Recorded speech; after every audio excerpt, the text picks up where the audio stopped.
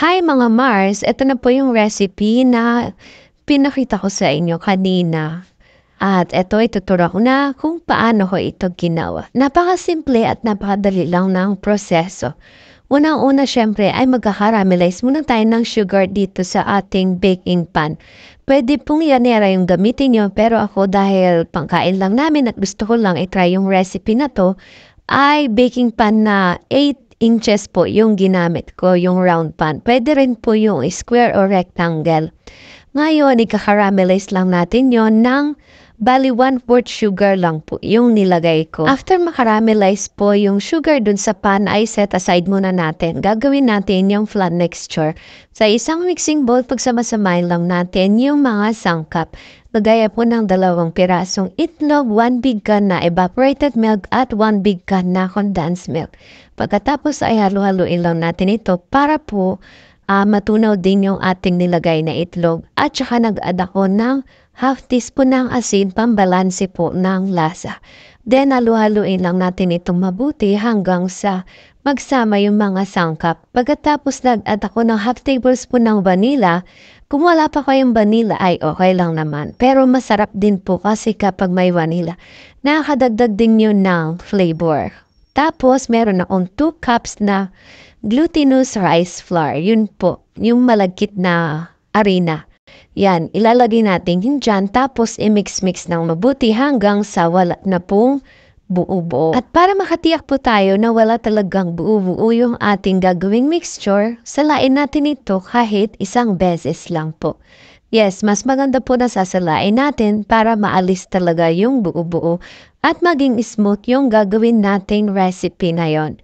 So after po masala ay ganito naman yung gagawin natin. Ito na yung ating caramelized sugar. Ibubuhos lang natin ito dito. Pagkatapos po nito ay i-steam po natin siya pero itap muna natin para walang bubbles na matira doon. Then, steam natin ito ng 30 minutes po.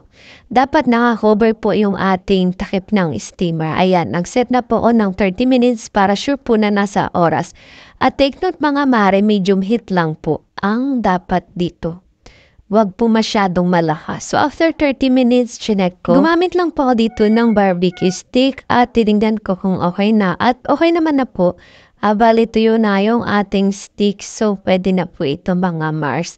Then, pinalamig ko lang ng ilang minuto. Pagkatapos ay ilalagay ko na siya dito sa ating plato or lagayan. Ayan, hindi nga masyadong nagpantay pero inayos ko na lang po. At ito na yung ating ginawang glutinous rice flan mga Mars. O diba ang ganda ng pagkakagawa natin. Sakto lang din yung caramelized sugar, hindi naman ito nasunog. Tapos pinalamig ko lang siya ng konti at ito na nga nag-slice na ako dahil hindi na ako makapag-antay. Gusto ko na talagang tikman kung ano ang lasa nito. Sa totoo lang mga Mars, first time ko lang itong ginawa kasi gusto ko lang pong matikman. Marami kasi akong napapanood na ganitong recipe. So, sabi ko, itatry ko nga kung ano ang lasa nito. Since na malapit na rin yung ating mga special na occasion dahil magde-December na, 'di ba?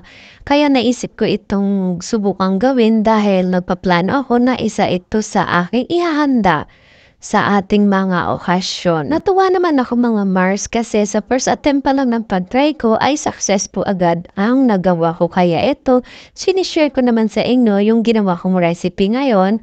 Kung susundin nyo ang sukat ay nasa inyo po pero perfect po yung magagawa nyo. Kung yung sukat na ginamit ko dito ay gagayahin nyo po.